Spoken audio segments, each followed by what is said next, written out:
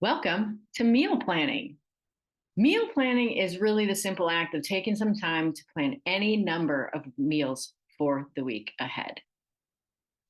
This week, it doesn't matter so much what you plan to eat as long as you have thought about what you will eat. The goal is not to start from zero for every single meal. So think about it this way: meal planning is really about getting yourself set up in your brain for knowing what you're going to eat for the week. And remember from the last lesson, it is progress, not perfection. So you don't have to be perfect on this. We just have to make progress with it. All right. All right. And flexibility is important. So maybe your meal plan doesn't work out exactly. That's okay. Let's just make sure that we meal plan at the beginning of the week. So, how to meal plan? So, what you have to do is look ahead. So, look at your week and decide which days will you have time to cook. So, when are you going to cook these meals? How many people are you cooking for?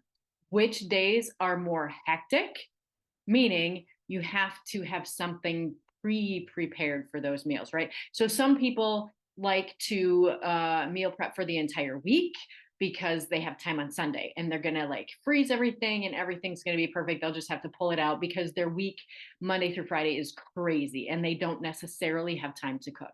Some people love to cook during the week, have time to cook during the week, and there are certain days that it's easier for them to cook, right? So you kind of have to figure out what is going to work for you.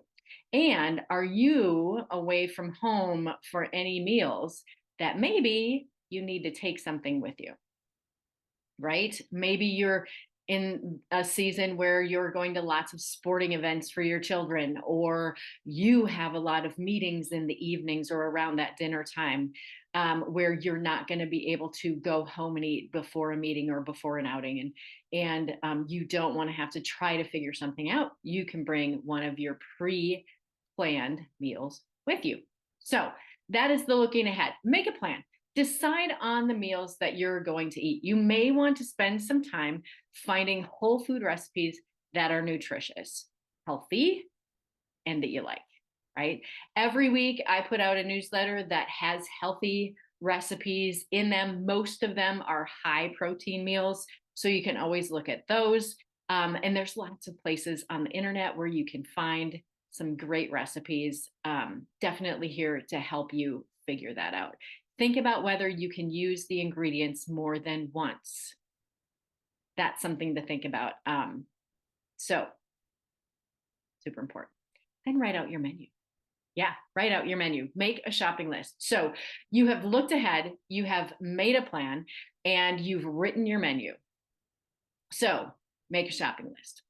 Finalize your plans and make a shopping list to match your serving sizes and the days you're shopping for, right? So I think about it this way. It's a super simple example. We in my household eat 7 eggs a day. We always have the same breakfast. It's just easy for us. We love that. So if I'm going to make sure I have enough eggs for an entire week, 7 times 7 is 49. That means that I have to see, now I'm going to have to do math in my head. If we split that into a dozen or 3 or 4, so I'm going to have at least 4 dozen eggs for the week. So I go get myself a 5 dozen box of eggs and I know I'm covered. Okay. I know it's math. I know. So you make that shopping list. After you make your shopping list, what do you need to do? Go shopping. The key to shopping, though, in making these habit changes around our nutrition is to stick to your shopping list. Another key: don't go shopping on an empty stomach. You need to make sure you're not hungry when you go there. That is the worst. You're going to buy everything. Okay. So don't shop on an empty stomach. Stick to your shopping list. And if you are finding it difficult to get to the store, or it's challenging to get out of the store without certain things, see if your store delivers. Some of them do. You can get that too. So after you go shopping, you're going to bulk cook. So over the course of the week, over the course of our time together, we're going to talk about tips on bulk cooking. However, it's not too difficult. Once you have your groceries, get to work preparing for the week ahead by bulk cooking. So things you can cook in advance include, like, you could make some chilies, you can do hard-boiled eggs, you can roast your vegetables, you can make some like mason jar salads, you can make your potatoes, you can do stews. I always get all my protein prepped for the week, because what I do then is I break it out into single serving, pieces of like dishes, freezer friendly dishes, and then I put them in the freezer for the week. So all I have to do is pull it out. And that makes sure that the food stays safe from bacteria too. So, bulk cooking, super important and pretty easy, particularly if you set aside time to do it. So, as I said, of course, you want to store it conveniently, pack your prep food in stackable clear containers. You can label those containers, put them in your freezer. The biggest thing then, once you've done that, is stick to your plan. If you need to, put your menu up on the fridge or wherever makes sense for you. Or, if you are doing this as a family, put it where the whole family can see. Maybe you have a family board that you use. Kind of important. So let's talk about the benefits of planning. If you want to avoid takeout food, or you want to avoid stopping and grabbing whatever you can find, you literally need to start meal planning. It saves you time, it saves you money, and saves you calories. Okay. So here's the deal. It saves you time. It reduces your grocery store trips, right? If you have your weekly menu plan ahead of time, you can buy everything for the week in one trip. Time is something that all of us need more of, and it's very difficult to get. So this is one way that you can reduce your time and give yourself back some time, is by planning your meals. You make one trip to the grocery store, get all the stuff, you're good to go for a week. You're not stopping here and there and everywhere. It reduces time at the grocery store because you have your shopping list and you're not going off your list. You're not wandering through the aisles, just, mindlessly looking for things that may sound good in the moment. You're in, you're out. It reduces your prep and cooking time. Planning means you know what needs to be prepped and you can do it in bulk. It takes almost the same time to dice one onion as it does three. And you only get teary once then, right? Bulk chopping saves time. Seriously, every time you bulk cook, whatever you bulk cook, it saves time in just the dishes alone, because you're only doing that dish once instead of multiple times throughout the week. It also reduces your stress. A lot of people feel rushed at like breakfast. Let's say breakfast, for example. That's why my husband and I do the same breakfast all the time. So you could make 3 batches of overnight oats on Sunday night, for example, and you're ready for the rest of the week, right? You don't have to worry about anything for the rest of the week. Say, for example, you don't get back on a Thursday night until late. Easy. Grab a pre-prepped meal from your freezer and pop it in the microwave, right? Especially like have a meeting after work, you come home and you're hungry and you're trying to figure out what to eat. Oh my God, grab a pre-prep meal. It's like 2 minutes in the microwave. 2 minutes. 2 minutes. Super easy, and you're eating nutritious food instead of reaching for anything you can find, right? Chips and salsa. Okay. And then plan your leftovers. This is great. So if you're cooking double at dinner and having the leftovers for lunch the following day, easy peasy, right? So you can even bulk cook just a little extra, right? So it saves us time all the way around. It also saves us money. Honestly, home cooking is cheaper than eating out. It always is. I think, sometimes I think to myself that it's not, and then I really look at it, and every time I question myself, it comes out that eating at home is cheaper. When you plan and cook your own meals, you are most likely saving money compared to purchasing the same type of meal in a restaurant, or especially if you're having it delivered, right? Because you have to pay for those people to cook your stuff. Not saying that you shouldn't do that, but every once in a while, that's fine. But all the time, you're not going to save money. You're actually going to be spending more money.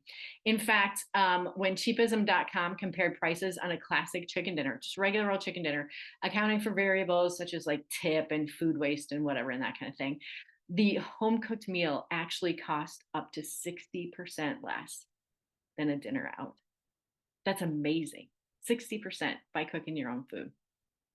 It is also easier to make use of special offers. If you order your groceries online, you can see if there are any special offers that might save you money too. You never know. It also reduces food waste. This is interesting. If the recipe for your dinner on Monday, say, requires like baby spinach, you could try to plan other meals that also require baby spinach. right? So eating leftovers is a good practice, especially when we think about like my example of baby spinach, or any kind of greens. I do this a lot. Is I make sure that I'm going to eat multiple meals with that throughout the week so that I don't end up having one meal and my 2 pounds of spinach ends up in the trash because I didn't eat the rest of it. So planning ahead helps save us money for sure. Nutrition. Hey, here's the deal. You're going to make smarter choices when you plan ahead. That's just how it is. You will make smarter choices about your health and wellness and fitness and physique when you plan your meals. It's just how it is. You will also eat the right amount. So when you plan and pre-portion your food, you can make sure you're eating the correct serving size. What happens most often when we go out to eat or we're just grabbing something on the go, we definitely don't get enough protein. It's very difficult to make that happen. So eating the right amount, eating your own food, bulk preparing your food, meal prepping is going to allow you to hit your protein goals and not overeat fat or carbs. This also allows you to stay accountable to the past you. And what do I mean by that? Well, if you already made the food and you pre-portioned it into perfect bowls for thinking about like the future you, keeping that in mind, then you're really helping yourself. You're helping the past you be accountable to your goals. Planning and prepping provides you more incentive to eat the healthy things. If it's there, you're going to eat it because you're going to say to yourself, I planned and I prepped and I made these and I know that this is what I should be doing and it's right there and it's 2 minutes in the microwave. Done. Okay. It's easier to hold yourself accountable that way. You also have more control over your choices. If you know you have a dinner event or work lunch out, you can plan around it. Right? You can plan around it. Planning out your choices ahead of time means you're more likely to stick with your healthy choices that you already made. So maybe if if you're going to a pizza party, which would be weird for work, but you never know, you can eat your healthy meals ahead of time. And then if you want, you can have some pizza that night because you've already done the things you were supposed to do with those other meals. You didn't just throw the whole day away. So let's talk about a plan of action. Don't let the term meal plan scare you. Okay. You can plan literally anything. You can even plan not to cook, like I just talked about. You can plan having when you're going to have your meals out or what your week looks like if you have events that you're going to be eating out for. It's what's important though is that you think about it and you already know what commitments and activities you have coming up. Like awareness is the biggest piece to the puzzle. That's why we talk about looking at your week ahead of time. This is not about planning meals.